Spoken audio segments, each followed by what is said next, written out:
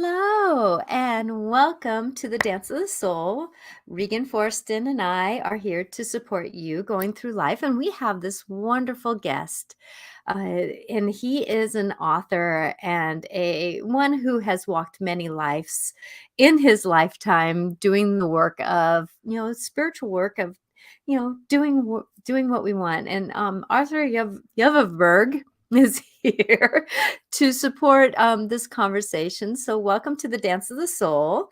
Arthur, we're so grateful you're here. Regan is going to be here in a few minutes. He had something he had to do, and he texted me saying he'll be a few minutes later. And so we're all good with just doing life like we normally do. And that's whenever somebody watches us, they learn that we just move with life and life moves with us, and we just have that grace. So Arthur, thank you for being here. And, you're more than welcome. And we were having this conversation before we came on. I said, oh, wait a minute, it's time to go on. And we were talking about past lives, and we were talking about angels. And you were saying if you could repeat a little bit about what you were saying about that. I thought that was a good thing to step into this conversation. Well, it's especially interesting to me in the context of the book, because the book talks about a lot of traditions that have been around for a long time and have been accepted.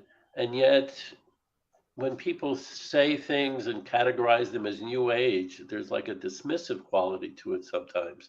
Anyway, we were talking about angels, how in past lives you might have been an angel or some other forms. And one of the questions that has come up in other religious traditions is the difference between human beings and angels. Can angels sin? Can angels do things that are wrong? And in many ways, and in some traditions, people are seen as superior to angels because people have free will. They can make choices that are not necessarily in their own best interest or other people's best interest, but they do have that ability. And I don't know, in some traditions, angels do not have that ability. Angels are simply pure, as you said, more spiritually clean, Mm-hmm. but they sin. And the question becomes, if to what extent it's better to be able to sin and make the choice not to, as opposed to an angel, as it's characterized, that is not in the position of sinning. Okay, so I'm talking to Archangel Michael right now. And so I'm getting Okay. it from, the one who knows. Okay. Because if any of the angels are going to do a little twisted turn, it will be Archangel Michael, because he loves his beer. He loves that. And the first question he asks is, truly, what is a sin? Yes, we are not going to kill somebody. Yes, we're not going to harm anyone. We're not going to be into the humanness of this. I mean, in other words, he says, and I understand that there's the laws and the values of the universe, and then we have the human laws and rules, right? And a Right. lot of the religions have put on, as he's saying, a lot of the quotation marks of what is a sin. Right. Some religions will say drinking is a sin. Some will say that, uh, maiming or harming another is a sin. And he says, if you go with those higher value systems, do unto others as you would do yourself. You know, yes, we do not do those sins. Yet at the same time, he says, having a beer is not a sin. You Right. know, I like to have a beer. Mother Mary will when somebody channels, her, she'll ask them to eat something or drink something. It's not necessarily in those scenarios that you can context. So he's asking those that are in this question, as I'm hearing him say, is really define, where does this word sin come from? Yeah. And then have an understanding of where we come from with our understanding of what sin is. It's a great question, and I think it's a real important question that sheds light on a couple of different areas. So the original term for sin in the Hebrew text in the Bible is chet, which basically is the same word that's used when an archer is shooting at a target but misses. Mm-hmm. So a sin in the language of the Bible is basically to miss the mark. Now, if you go into Buddhism and some of the Eastern traditions, the notion of sin is behavior that is the result of ignorance. So, for example, yeah, if there's a fence that's marked as an electrified fence, you know not to touch it because there will be certain consequences to Mm-hmm. it. But there are behaviors that we can engage in that can also be harmful, but we don't realize it at the time because we just don't understand it. We don't perceive the dangers involved, the Yeah, we consequences. didn't know better to do better. So your choice of words is significant because when Jesus is on the cross, he says, "Forgive them, Father, for they know not what they do."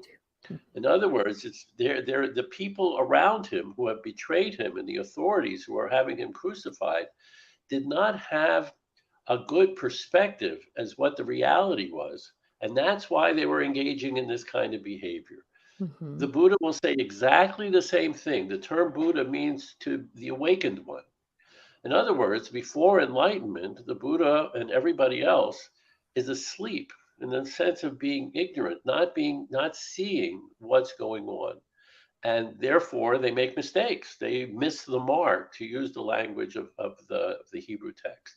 Mm-hmm. So religions come in, and religions get a bad rap, for a lot of reasons, some of which are certainly legitimate, and some of them are really unfortunate.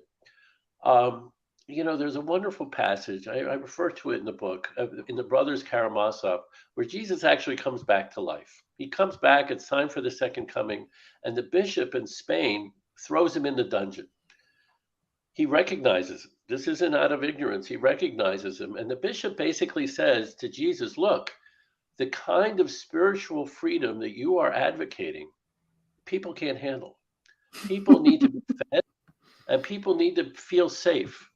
But this notion of confronting the verities of the universe, these mysteries, this notion of taking personal responsibility for your own behavior, yet most people can't do that. And it's the church's responsibility to protect people from themselves.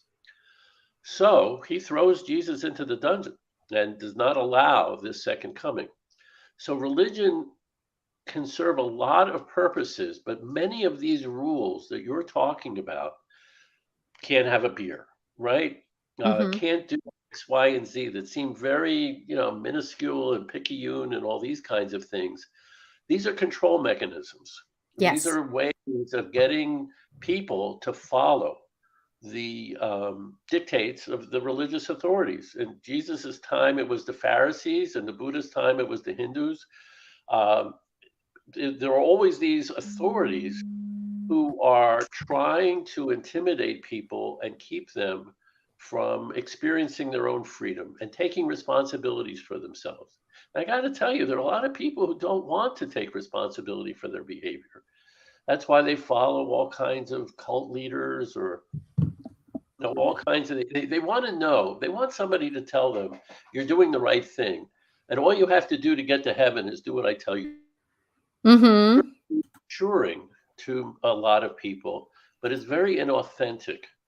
Soren Kierkegaard is a Danish existentialist, and basically he says, if you want to know where your approach to reality is, you don't want to ask other people. You don't want to be in a situation where there are other people. 3 o'clock in the morning is a good time because there's no one else around and you're not working and you're not engaging, likely not engaging in the kinds of behaviors people use to distract themselves. Mm-hmm. You you have to look at yourself in the mirror, ask yourself these questions, and see what answers you, without anybody else's help, come up with. That kind of taking responsibility is very, very difficult for most people. And there are lots of authorities, religious authorities, cult authorities, who will take advantage of that fear and insecurity and play into it. I will give you your answers. I will take care of you. I will tell you how to get to heaven. Mm-hmm. But you have to listen to me. Yeah, the that's an approach, and most people buy into it because they're afraid to make the kinds of decisions on their own. Because the notion that I'm going to make a decision that's going to have implications for all of eternity, whether it's future lifetimes or an eternity in heaven or hell, yeah, I don't want that job. So I'm going to trust somebody else to do it for me. The problem is that God created us all as individuals, and He doesn't need people to follow those kinds of religious authorities. Even in the Ten Commandments, even in the biblical text, it says, "Thou shalt, love the Lord thy God." It doesn't say, "Thou shalt love the Lord His God or her God or their God." It's Yes. your God. You have to engage. The divine command is that you have to engage on an individual level with the experience of the divine. And unless you're prepared to do that, you're going to keep coming back in one lifetime after another until you realize that, yeah, I can take responsibility for myself. So in the Exactly. And that's, to step in here, and I apologize for stepping in this way, but like living with I'm 32 years marriage, you know, and I would say over 22-ish of those years was an alcoholic husband who's been drinking since he was 12, 14 years old, right? And yeah, so there again is that he can say now, being 11 years sober here, that his lessons that he learns now after being sober, going through what he went through in those years of drinking, was the best thing that he ever could have learned to do with himself, because he's becoming more and more pure. I don't want to call it pure in the sense of like a glass of water, pure, clean, but a pure concept of life, because being drunk, you're muggled, you're muddled, you're mudded, concepts. But now his relationship with his God, and that's the thing, is I don't classify I have a relationship with his God. He has a relationship with his God, and right, he says I have a relationship with mine, because it is that individual, and he has to do his journey with his enlightenment. I do right. my journey with my enlightenment. And it's through the mud that we have to get there. And that's why, we were given free choice. I have an understanding is to go through that. Now, some people have more humanness than more enlightenment, and that's why we have people who make drugs so that people get addicted.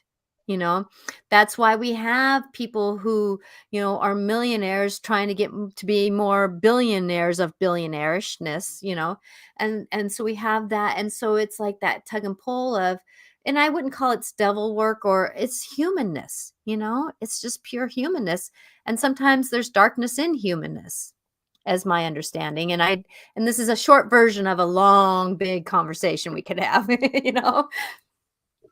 Well, I think what you're calling humanness, the Buddha would call ignorance. And I think for me, I would call it fear, because being human, we all know we get sick.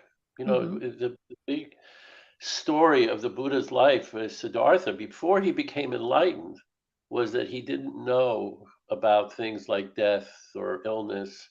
And when he leaves the palace and goes to see what life is like, he comes across these experiences for the first time and he gets scared. He wonders, so what good is it, what good is it to accumulate all these possessions and all this money and whatever if you in fact cannot take it with you?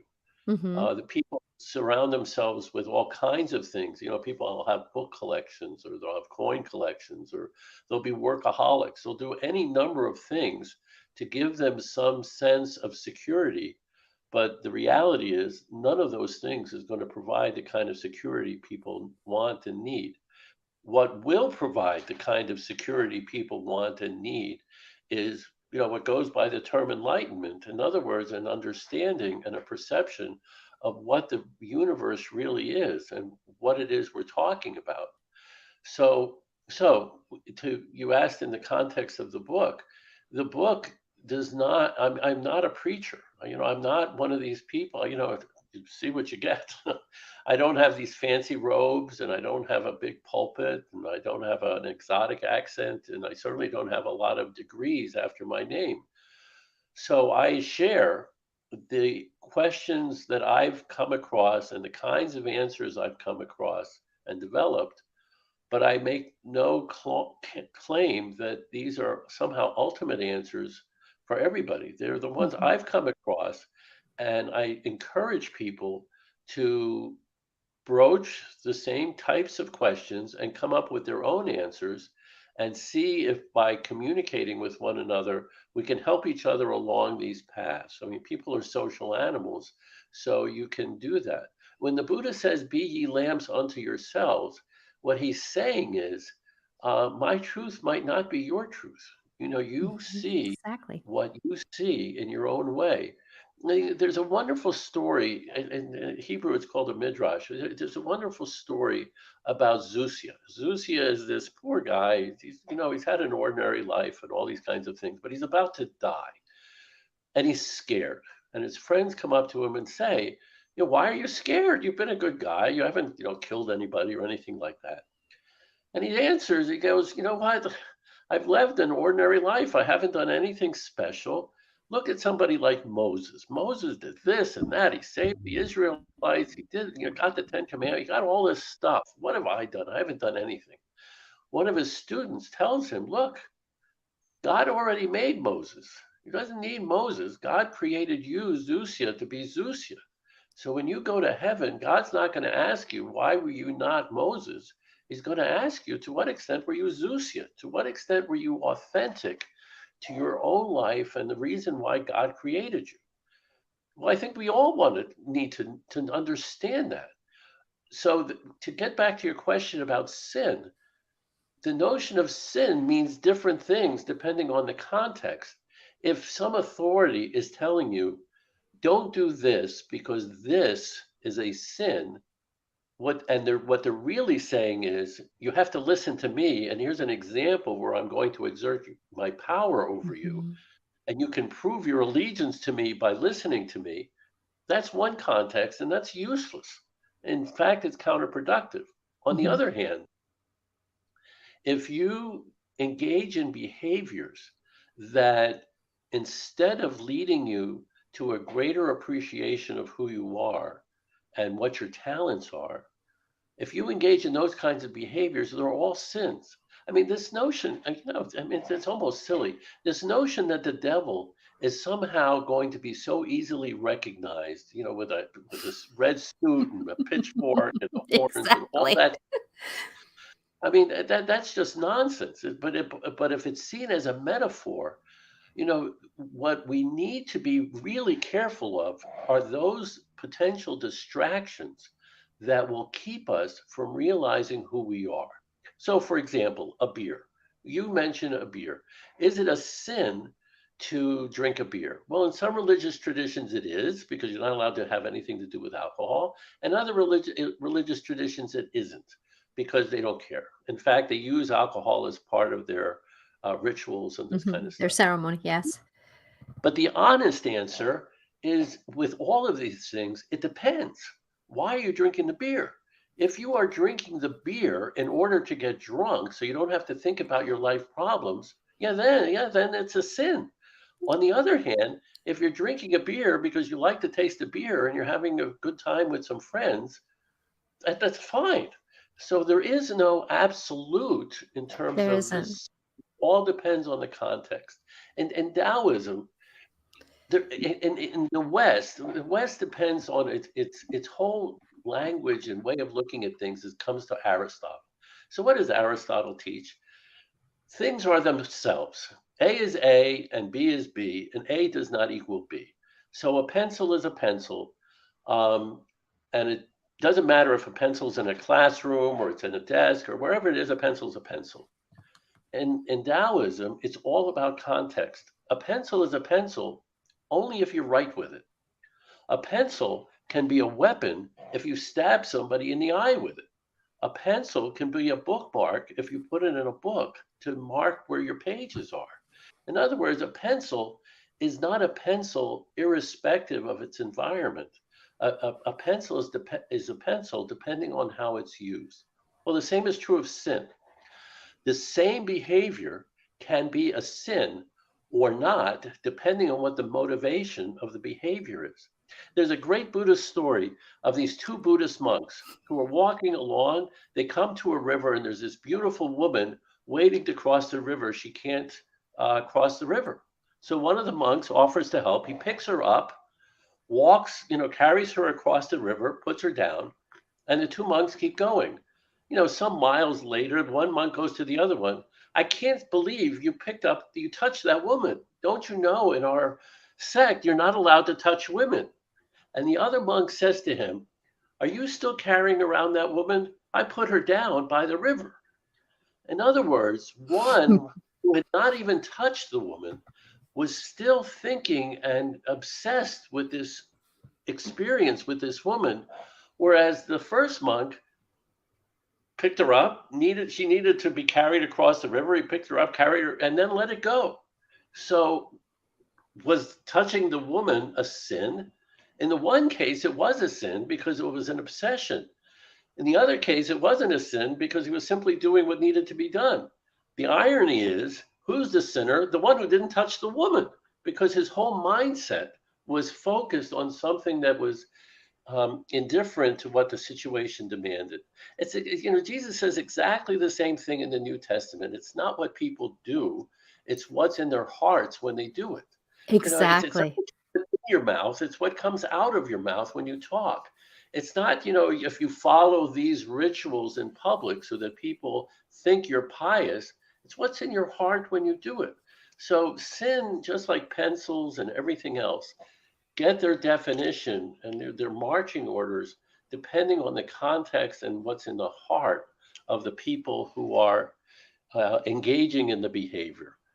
Two people can do exactly the same thing, and in one case it's a sin and terrible and counterproductive, and in another case it's totally innocent with no repercussions whatsoever. I so That's concur, and I think this is a good way station because Regan is here, and I'd like to bring him in. But I good. love this conversation we're having because it's a bigger conversation because and that's what I think what we're going through right now with all these eclipses and this awakening that we're going through right now. It's about coming into our greater good. And a lot of it is cleaning out what's in our mind. What are we carrying of other people's actions? We're bringing up a lot of things that happened during the slavery time, and it's a Right. contradiction. It's a very confusing time because it's like, who's carrying what? And I'm not saying it's right what happened. I totally am saying that. I'm not saying that. I mean, I'm just saying where are we at in our mindsets to be able to move forward in a lighter set. Are we the monk who's carrying the story of the other guy who picked up the woman when it was against the belief systems? It's like, what are we truly carrying? And this is a time for us to evolve into an understanding what our mind and our emotions are doing with us. Right. And I think the first step in addressing that is to look within. Jean-Paul Sartre was a French existentialist around the time of World War II. In his play, No Exit, he says, hell is other people. So what did he mean by that? What he meant is that if we look at our behaviors, how much of our behavior is motivated, afraid of other people or wanting to gain other people's approval or wanting to impress other people. But when we are by ourselves and introspective and try to behave in a way that is authentic with integrity, the term integrity is the same root as the word integer. In other words, oneness. To what extent are we one with ourselves? And to be one with ourselves is to act in a way where our beliefs and our behavior are harmonious. So instead of getting distracted by the news and every day it's a crisis and if you look at the verbs and the adjectives, No one just talks. People are outraged or they're furious or they're this and that. There are all these extreme emotional terms as opposed, and if we're serious about the notion of emanating peace, we have to be at peace with ourselves. We can't allow ourselves to be pulled in a number of different directions at cross purposes. So something like meditation may come across as a practice that's self-centered or even narcissistic. How can you sit at peace and be meditating when there's a war in the Ukraine and people are starving to death in Africa and people have cancer and this and that and the other? Well, the problem is I can't do anything that's helpful for anybody if I'm in a situation where I'm conflicting with myself. I have to be in a state of mind where I have calmed my distractions and I have unified my energies. And only then can I go out and do the kinds of things that my talents will allow me to do. So if people want to help, and don't want to just be outraged or yell and look over their shoulders to see who's watching them and listening to them and all this kind of stuff. The first place to look is within. What do you want to do? What do you really truly want to do? Not what the Bible says, not what the Buddha says, not what anybody, what your father says, your mother says, or the church says. What do you really want to do? And then do it, right? If you're really sincere about what it is you want to do, then you do it. And don't worry about the consequences. That's where it comes down to where you let God take care of God's work. I mean, God is God. There's a reason why he's God. That's why he has that job. Albert Camus, another existentialist from France, he writes this wonderful plague. It takes place in the Middle Ages, and he's a doctor in this small town, and he's frantic because people are dying of the bubonic plague. He can't find a cure. Well, to make a short story shorter, what does he finally realize? He's trying to find a cure for the bubonic plague, not to find a cure for the bubonic plague. He's trying to find a cure because that's what doctors do. And he's a doctor. So he's going to work to find a cure for the bubonic plague. Whether he finds a cure or not is totally irrelevant. He's going to do the work that he needs to do. Well, guess what? In the Bhagavad Gita, in Hinduism, Krishna is talking to Arjuna. Arjuna is this warrior. He's about to go into this great war between these two families. They're all related. And he anticipates the number of people who are going to die in this war at his hand, who are related to him. He doesn't know he wants to do it. And Krishna tells Arjuna, you are a warrior. And as a warrior, you have to do what a warrior does with honesty and integrity and all that goes with that. In terms of the results, karma and all those other forces will work that stuff out. But you were born into this lifetime as a warrior in order to be a warrior. So do what you need to do and stop thinking about it and stop bemoaning it and all that kind of stuff. Follow your nature. Well, if everybody would stop listening to everybody's voices, telling them, pulling them, do this, do that, you're going to go to heaven if you do this, you're going to go to hell if you don't listen to me, people could develop and project the kind of peace that can ultimately lead to broader peaceful feelings around the world. By the way, I see the irony in this. Arthur, what are you doing? You're saying that people shouldn't listen to other people, and you're telling them what to do. You're doing exactly the same thing. I'm not, because what I'm telling people to do is to listen to themselves. Don't listen to me. The Buddha said exactly the same thing. If what I say makes sense to you, only then should you follow it. But if it doesn't make sense to you, do something else. Follow somebody else. If you look at how many self-help books there are in the bookstores, I mean, there's row after row after row of these self-help books, and they're all talking as if there's some formula to peace that, one size fits all. That's not what life is. Every individual is created by the divine, call it what you will. Every individual is created by the divine with a particular skill set, with a particular nature. Can't be one size fits all. You do what you can do with what you have, and then let it go. Just do what you need to do and let it go. Exactly. I know a lot And of times in my sessions, what I end up doing is saying, okay, here's a truth, put it in your back pocket, wear it around for a while, see what you want to take from it, decide what you're not. So, Regan, thank you for Hey. showing up. I know you've had a busy Monday. I don't know what's happened, but yeah, Oh, I know it's been a busy Monday. And so yeah.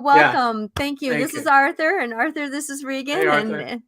And this has been an amazing conversation we're having. And I I like the way Arthur's. I was when I had to bear their emails and everything was so much in there, and I had to. It took me a while to find it, but I was listening to you guys on live on YouTube, so I got a lot of the gist of the conversation. But mhm. Arthur, I think that's good. It's like it's almost. I almost wish that in school that what would be required is this study of many different religious teachings, so people could kind of get more of a gist of what this is all about. Because when you're confined to one teaching, it just eliminates so much of what the whole truth is. You know? I, I think that's true, but I don't. I think the content is almost immaterial. I worked with adolescents, and I was a head of school, for a good 40 years. And what I noticed, it almost didn't matter what the subject was. The conversation I would have with teachers all the time is you don't teach math and you don't teach history and you teach children. So the notion of teaching is not specific to the subject matter. It's specific to the kid who's sitting in front of you. Most Mm, teachers, unfortunately, see kids as empty vessels. They're just empty pot. They're empty vessels, and it's my job as the teacher to fill that pot, that vessel, with the information I have to provide. It's yeah, just not true. What a good teacher does is makes himself irrelevant. A good teacher gives the student the skills so that the student can come up with their own answers as to the kinds of questions they come across. The real meaningful questions in life are not factual. With all due respect to flatliners, all this kind of flat earthers and all this kind of stuff, you can find out if the earth is round or not. There are truths. This is a big debate in epistemology. How do we know things? There are certain truths that are facts. In other words, they're objective that you can exchange with other people. You can test and you can measure, and et cetera, et cetera. Well, those are easy. The real questions that are posed by life are not about facts. They're not about objective. They're subjective. In other words, Mhm. when I was a history teacher, I never asked the question, when was George Washington born? Or what was the Battle of Saratoga? I would ask questions like, what makes a good president? And was George Washington a good president? If I wanted students to be able to explain to me that they knew who Abraham Lincoln was, I'd ask, would George Washington think Abraham Lincoln was a good president?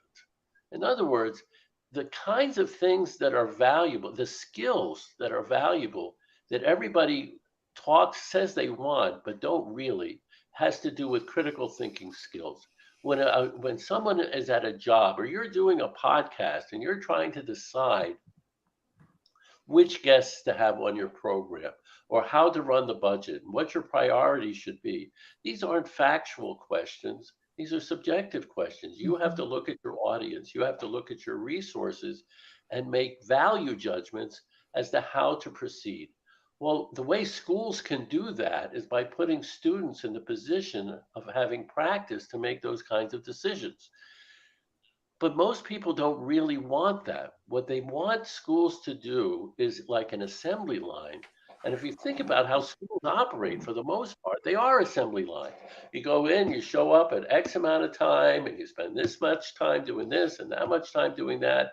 And then you have, final bell goes off, and people go home, and, et cetera, et cetera. The real practical function of schools, especially in Western society, is not the liberal arts approach that was advocated by Socrates, way back when with the academy in Greece. We want people to be able to find jobs in the workplace so that the economy can work. What people don't that model doesn't realize is that you can produce You can mass produce workers who can be trained to do X. The problem is true progress, true genius, true advances take place when people are passionate about what they do. When people are trained in an assembly line type of fashion to simply regurgitate what has been told to them, you may get that work regurgitated. You will get zero creativity. You'll get zero innovation. Alan Watts, and I'm sure other people have said the same thing. If you love what you do, you never work a day in your life. So what you want to do is to get students to find out what makes them passionate, what makes them really happy, to get them to throw themselves into that. And by getting in touch with their own nature and figuring out how they can apply what they love to do in the workplace, you know what? Do what you love, the money will follow. Society, and this is not some woo woo. I got to tell you, you're not going to meet more boring, practical, rational people than me. I do not take chances. I am very risk averse. I don't take chances, but I know what works. And the fact of the matter is, rote training, mass produced, it's not that it's a sin. It just doesn't work. If you want innovation, if you want creativity, if you want to know where the new ideas that are going to make people a lot of money come from, you don't go to those schools where it's training. You go to those schools where people are taught how to think independently. Those schools who make it safe for kids to think independently, that there are no stupid questions, but there are scary questions that people are afraid to ask. Find the right settings, and the answers will emerge the way you need them to be. It's unfortunate that we are so corporate based, but not because corporations are sinful or anything like that. Corporations simply have a different agenda. That agenda is not about sparking creativity and innovation. That agenda is more of the same, and Exactly.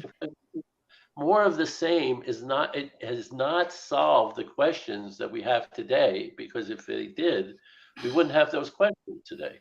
So more of the same is never going to be the answer. You have to be able to take the chance to be innovative, to be imaginative, and not worry that people are going to look down on you, or it's not going to be acceptable, and all those kinds of things.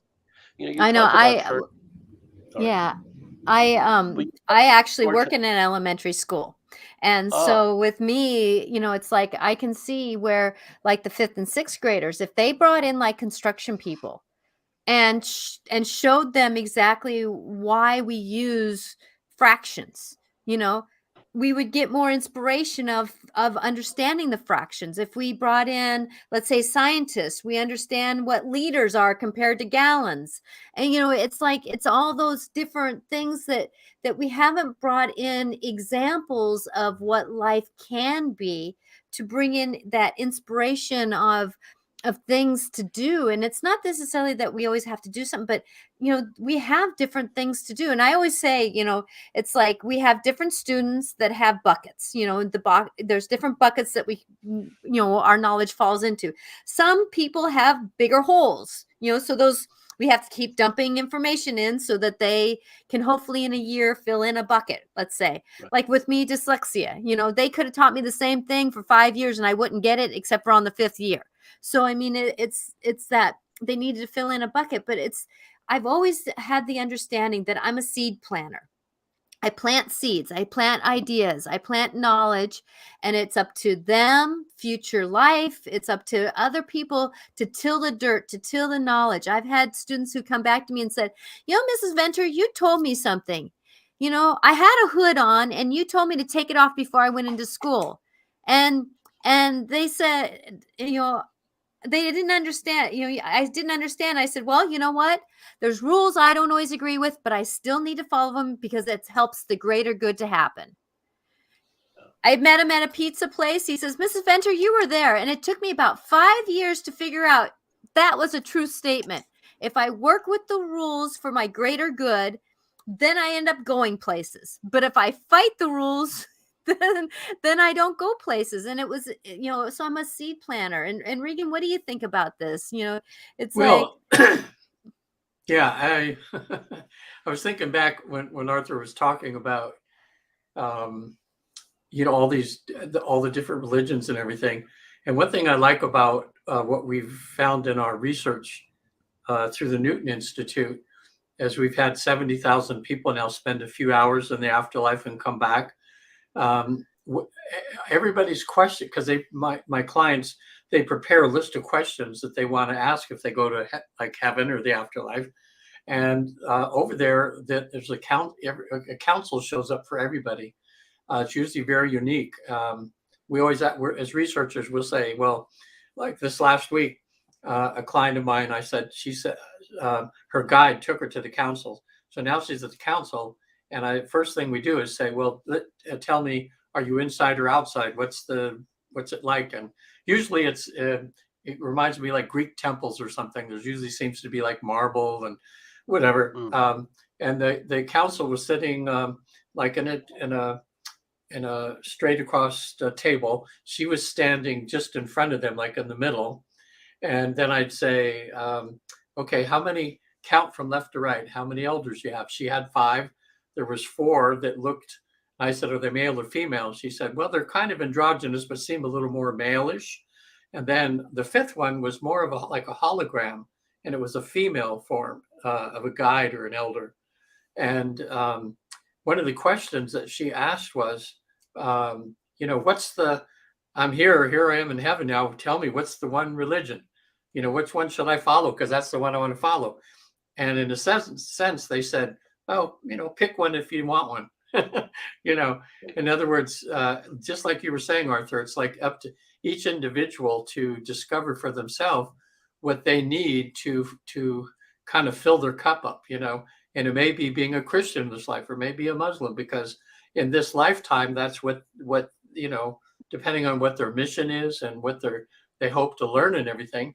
Like I found in a few past lives I've visited before that in one life I was a Roman soldier and I was crucifying Christians on crosses.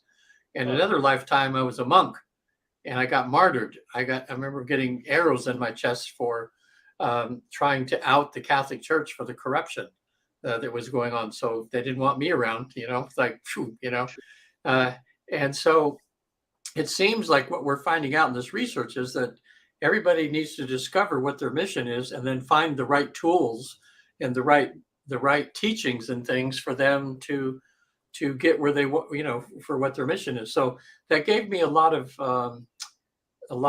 empathy for people who are all these different religions. Like I shouldn't go to them and say, hey, you're in the wrong one, because maybe that's exactly where they need to be. And like you're saying, we're individuals. We need to find out what we need, not what we're just like, lined up to be because we grew up in a Catholic family. Does that mean we have to be Catholic? So that's why I think in college, why there's so much turmoil with the young people, because they finally get to a place where they can think for themselves. If you get to a good college, and then all of a sudden they go, wow, what my parents taught me, that doesn't fit me, or the religion doesn't fit me, or the political, party doesn't fit me, because they begin to think for themselves. So I think what you're doing, Arthur, and that is you're really doing a good service here, trying to show people that they need to be an individual, find out what fits them and go that route, rather than just following along like a sheep, with everybody else. It is interesting, and I think you're right in terms of this research.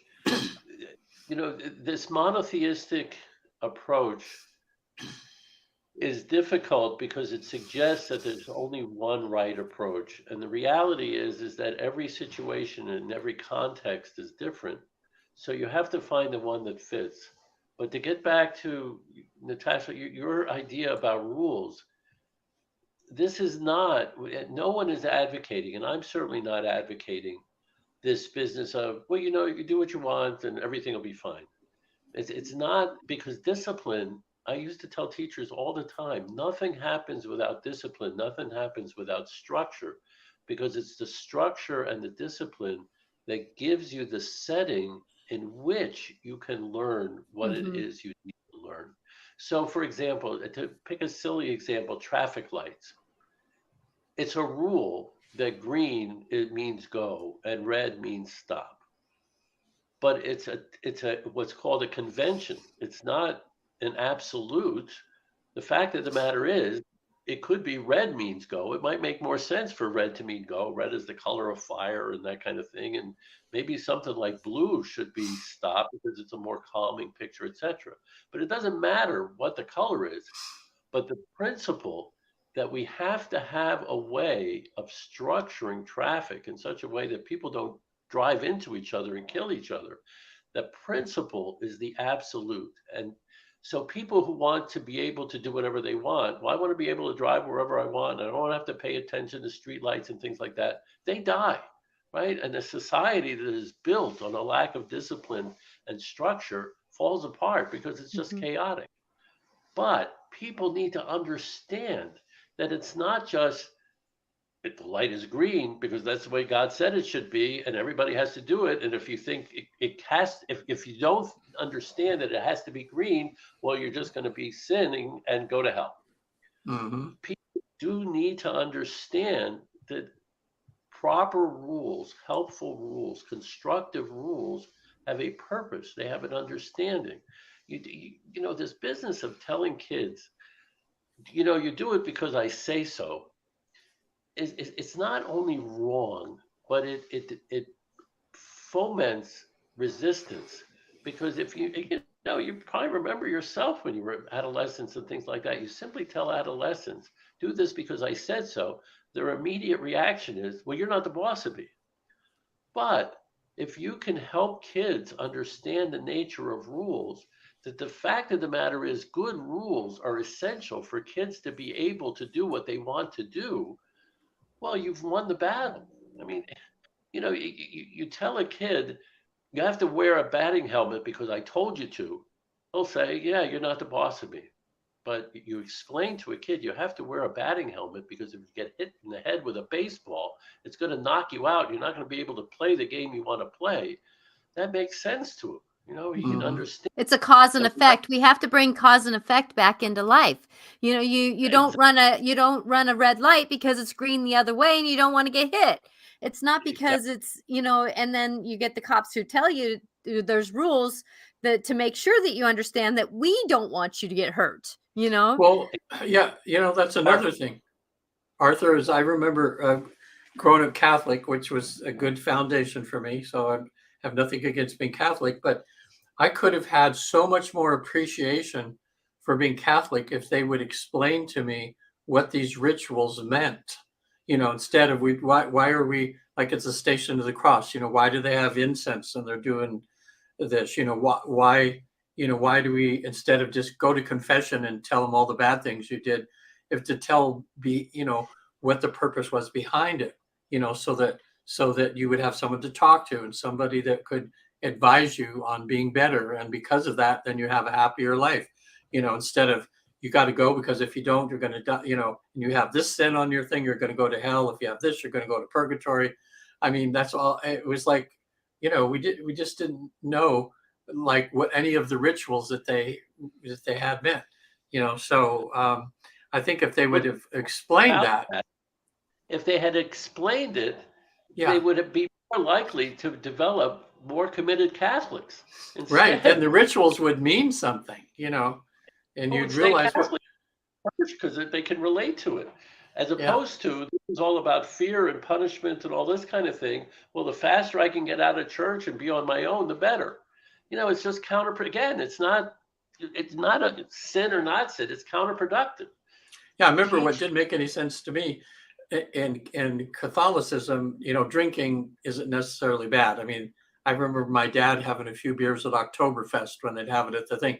But in some of my friends, the Protestant church they were going to, you were forbidden to drink. And then I read in the Bible where God's at a wedding and he changes water into wine. And I'm thinking, what? You know, that doesn't make it, you know, why did all of a sudden could they drink back then and now they can't, you know? So again, it's about, and my father pulled me aside at Oktoberfest He taught me one of the biggest lessons. It was when I was like 12 or 13. Because the first time I saw my dad a little tipsy, he was a little silly because he'd had a couple of beers, and he pulled me aside and he said, Regan, the best thing to learn in life is that everything in moderation. In other words, that don't drink and get drunk and be irresponsible. But if you want to have a few drinks once in a while, it's okay. Like you were saying, So that was a big lesson that day, And I've always thought of that many times about just be moderate in everything, And the Dalai Lama, when the Dalai Lama asks, what's his religion? He says kindness, Yeah. And like we say, that love is the one religion. Kindness and love is the one religion. And all the religions speak about that, but then they get into all this other stuff to make it, complicated. Because I remember Constantine, from the stories that I heard, he's the one that allowed Christianity to become the religion of that time. But he didn't want to become a Christian until he was about ready to die, because he wanted to do all the bad things he could do and then be forgiven just before he passed away, So, I mean, that was the whole the whole, it's a way of using religion in a very wrong way, that way. So. Well, Constantine was worried about keeping the Roman Empire together. And that was there was a fear that if people had creative thinking when it came to religion, they wouldn't be unified enough.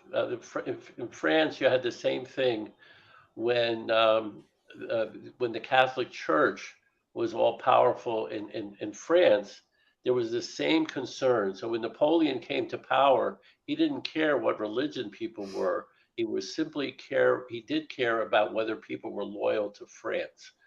And if you were loyal to France, you could worship any god you wanted. Just show up when you've been drafted into the army. I think this notion of to say that all religion is love is fine, but what is imprecise about it, I prefer to think of it in terms of the sun. The sun is the source, but it emanates energy, and that energy takes different forms in different places at different time. So the same energy is in a different form, say in fish under the sea, or in cactuses here in Tucson, or in stars. I mean, anywhere. But the point of the matter is, it's love is the source, but it doesn't stay in the source. It emanates from the source and takes different forms in different places. And it's important to understand that, because since the contexts will be different, if I've got a toothache, I don't want to go to an artist.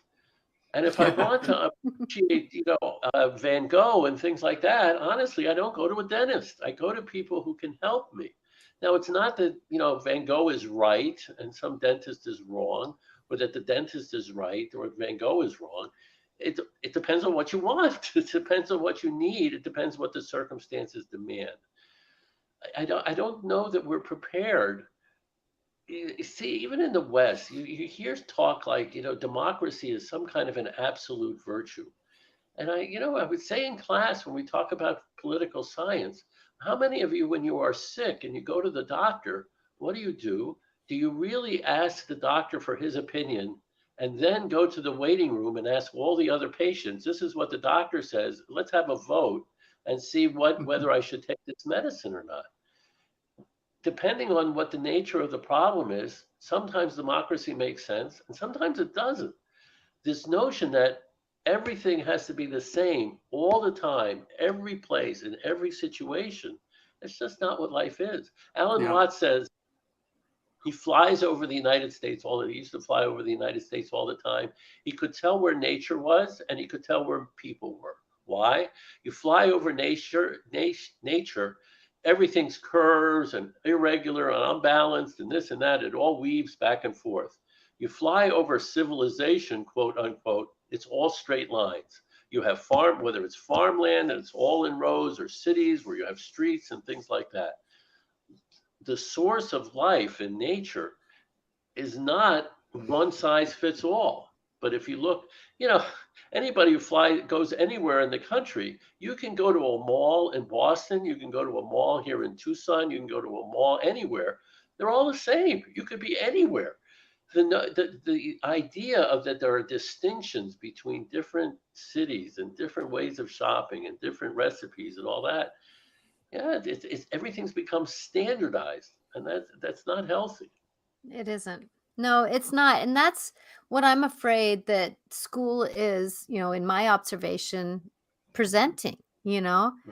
And, we've been talking a lot in my school, at least, that, because after the COVID situation, and, we're kind of in that scenario. And like I was talking to somebody, and the realization came that, as a world, we're kind of in this, like a tornado went through, and we're in like the second and third year of building our place back, and we're trying to get our footing back. And it depends on how much we've been stressed during that time, depends on where we're at in that recovery time. And then we're talking about, like, another video came through, and I was watching a TED talk about all the red dyes and the yellow dyes. And I know us in the United States are really bombarded by a lot of the dyes, the red dye. It's like, and in my school, there's kids that bring chips, and what's in chips? The red dyes, the yellow dyes, and all that kind of stuff. And they're known for a lot of the fiery attitudes that we're having right now, and the blown up attitudes that we're having right now. And it's like, where we at in society it's really interesting to find out how to negotiate what's being put upon us, our diets, our food, our TVs, our video games, and how to defer to our own understandings, our own truths, and our own knowings. And that's where we're going to have to figure out what feels right in our gut. And I'm not saying going and shooting people up at a school is not the right gut feeling, because that goes against all the rules of the universe. Do not harm other people. It is about doing better for our society. It's about being kind to our fellow man. Like I tell kids on the playground, we don't have to be friends, but we can be friendly. We can have a Right. friendly action with a friendly knowing, and how do we do that for each other? We have to move on from the past. We have to move on from where we're at, because it's about the evolution. Yeah, Arthur, matter of fact, since we're getting close to the end of the hour, I was thinking, because since you've made this your study and studying all the, so many different teachings and everything, I'm guessing you have, compared to the average person, a much bigger picture of spirituality, of religion.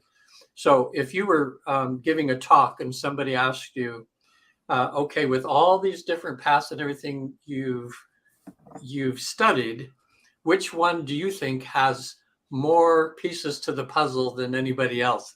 In other words, if somebody just said, well, I just want to go to the one they seem to have the most, there of any of them. Is there a particular religious path you think that seems to be, I don't say smarter, or just someone who seems to have more of the picture of what God is and how to run your life? Would you have a favorite?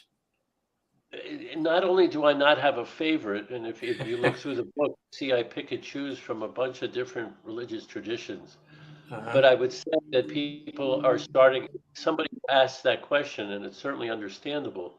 They're looking outward when the first step is they should be looking inward. So instead of looking outward, what answers are out there? First, they need to look inward and identify what am I worried about? What do I think is going to happen after I die? When I'm on my deathbed and I look back on my life, what am I going to be proud of and what am I not going to be proud of?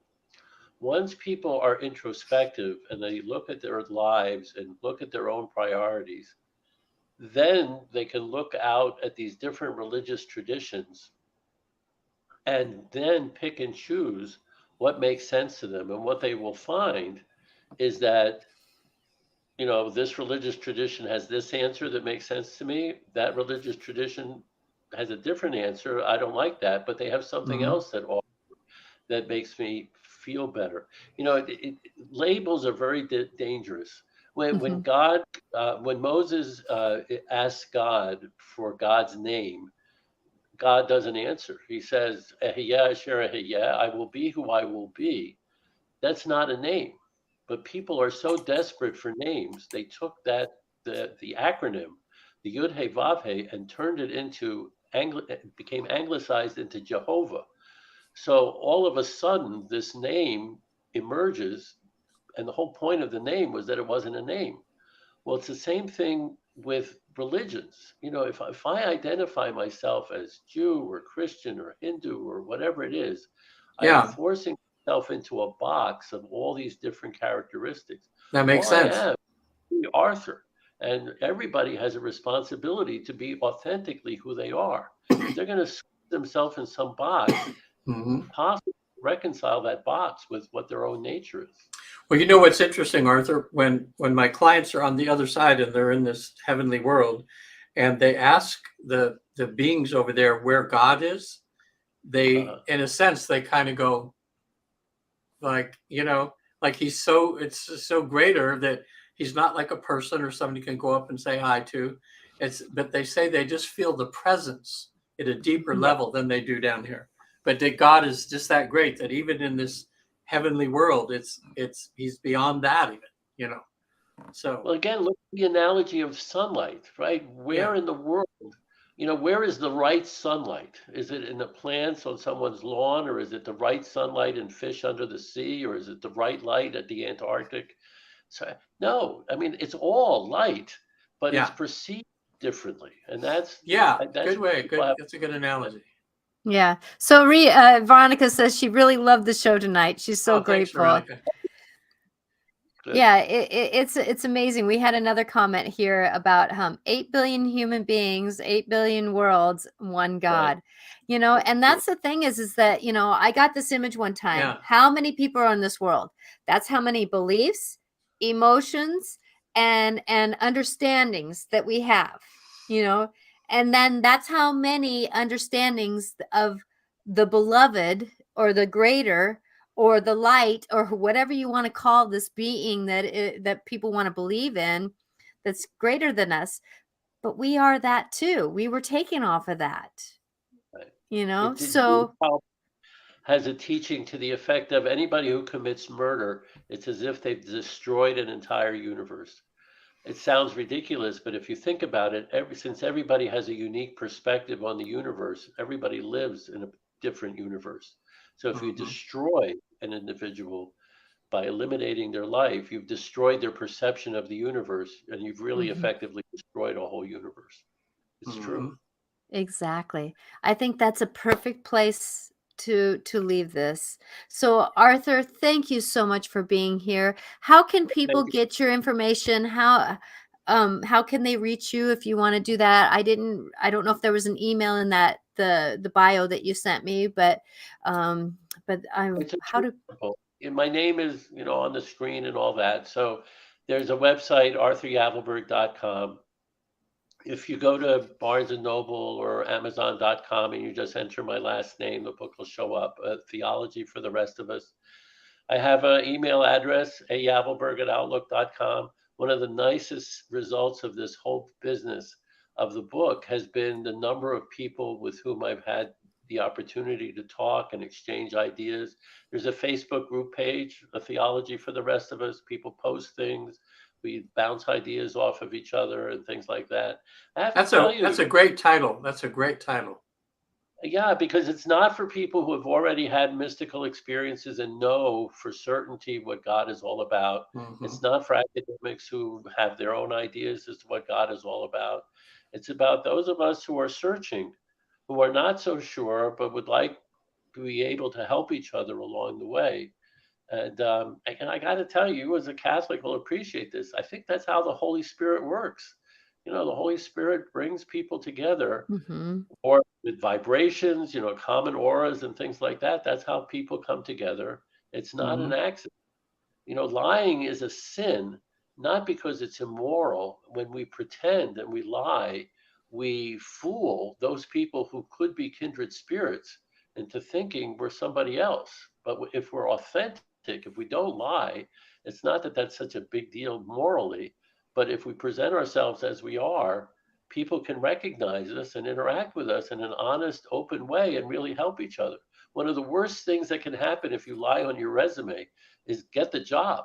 Because if you're not qualified for the job, you may get it, but you'll be miserable at it and you'll be fired in no time. So honesty is the best policy. Yeah. That's why I always say vulnerability is our greatest strength, you know?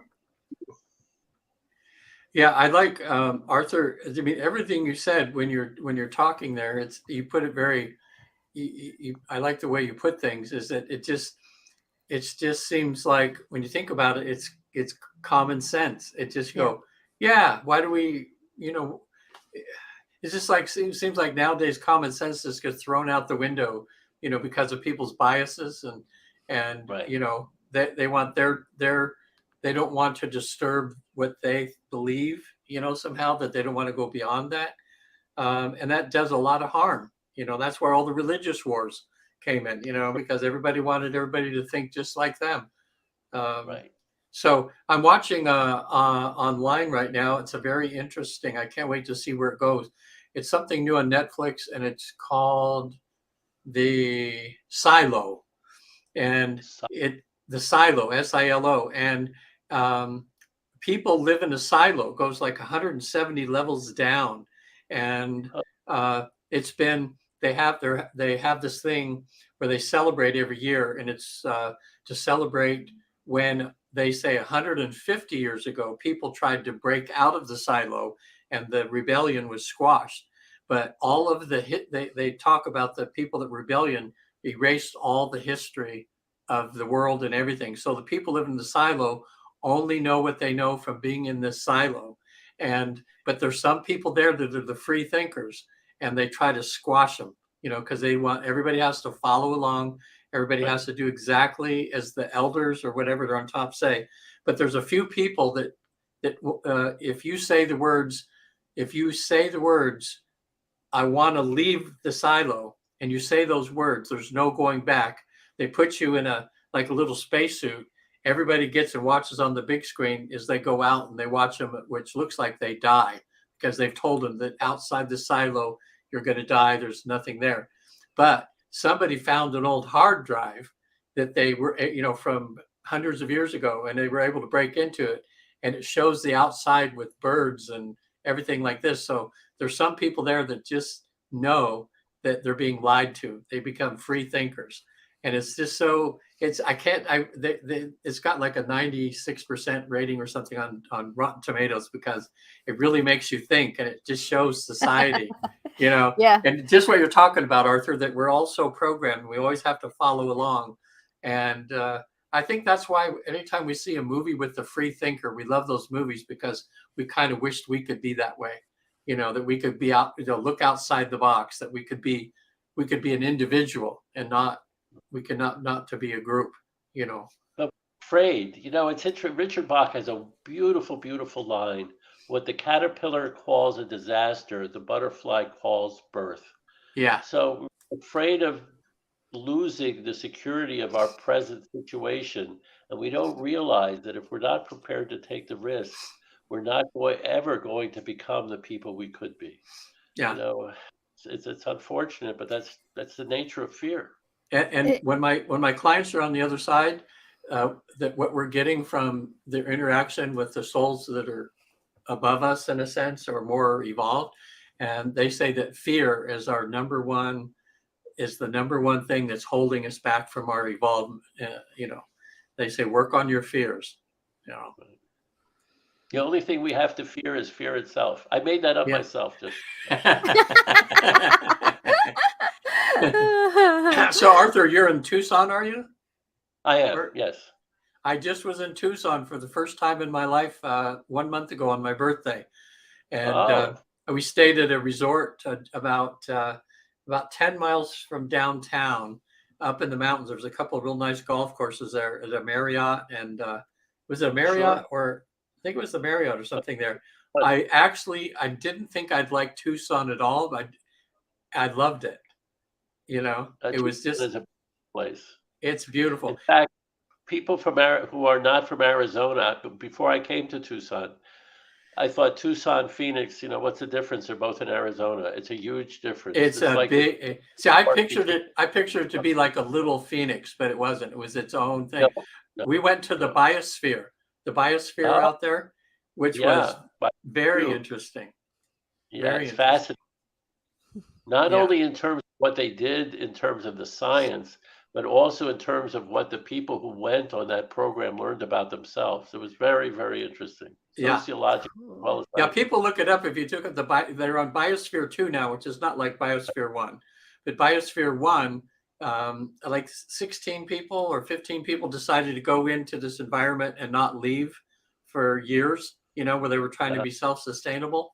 And some things happened that they weren't able to do that. But boy, they did learn a lot about which I think has helped. And the one man that we met there, he'd been there for 40 years now,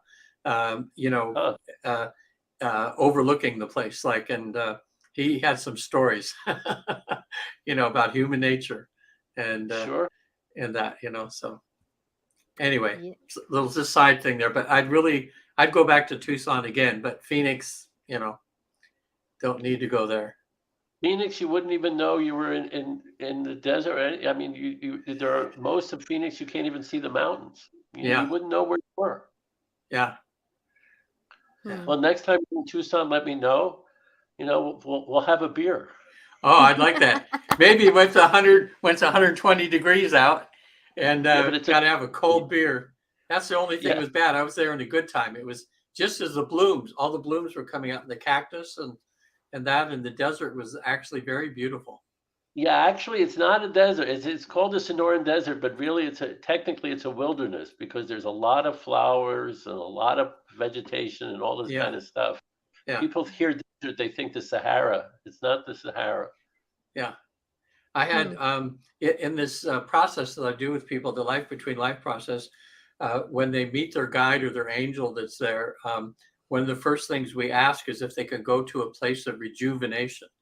And generally it's a place with water, but I did have one where she found herself in like a desert and the guides had her lay in the sand and she's in trance, in hypnosis.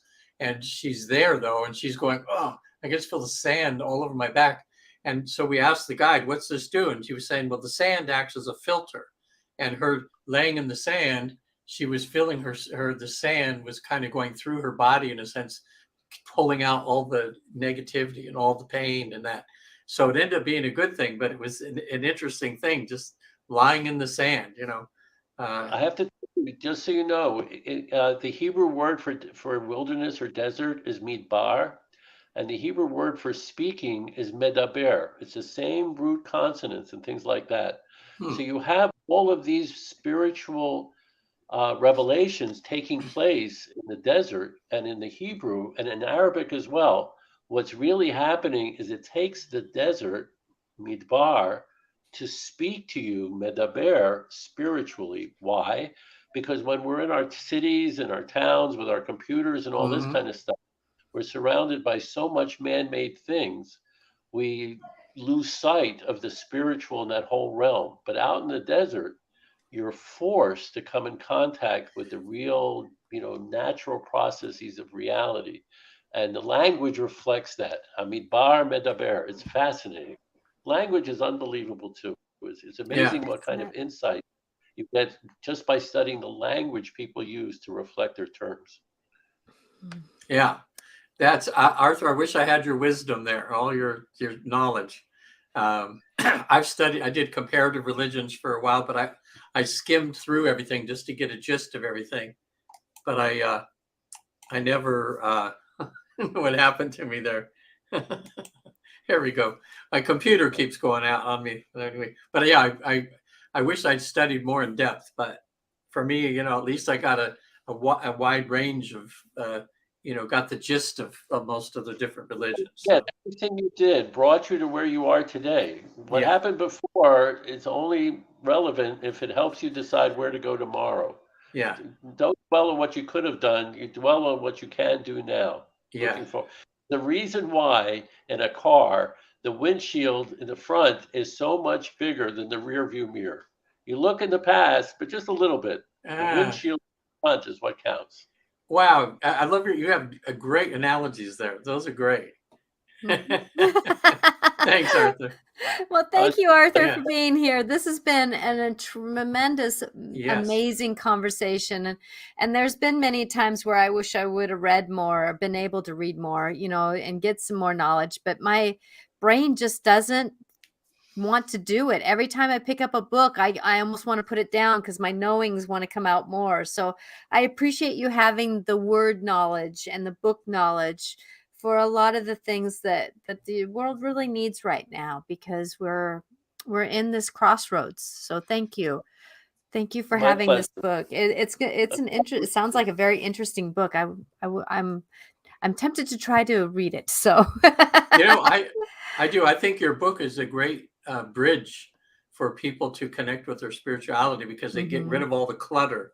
And they go, because what Arthur's saying has got to ring true to so many people. So tell me the name of your book one more time so people can hear it again. It's a theology for the rest of us. The compliment I've gotten about it is that it's made things accessible to people who were always afraid to ask these kinds of questions because they didn't want to look dumb. Yeah. So now they feel, competent to be able to, they have permission to ask and approach these questions in ways they were always intimidated from doing before. So that's great. That's great. It's great, Arthur. Yes, it's a book for the times we're in right now, for sure. Yeah, exactly. Okay. Well, thank you, Arthur, for being here. I'm Natasha Venter. I am a psychic medium. I really enjoy helping people go through things. And Regan Forston, a hypnotherapist with the Newton Institute. We're here to help. Please watch us on a Wednesday show, Life Clarifications with Natasha. I'll be talking about why dyslexia can bring our spirituality out, and how did my dyslexia help awaken my knowings and help me persevere through my story. So with that, it's an alternative learning style. It's not a handicap. No, it definitely is not. It is totally an awakening, and I know a lot of dyslexics that are very intuitive, and they trust it more than they trust themselves sometimes, that intuitiveness. So, and this here, if anybody wants to listen to a podcast, these shows are on podcasts. Look for them at Life Clarifications with Natasha. And both Regan and I visit the afterlife, and angelicclarifications.com is how you can reach Regan and I. So blessings, everyone. I know it's been late and it's a long show today. So thank you all. Thanks, Arthur, can you stay around for just a minute? So thank you all for watching, and we will see you 4:00 Pacific time on my Facebook page and my YouTube page, Mondays and Wednesdays. Thank you all. End podcast. Here we go.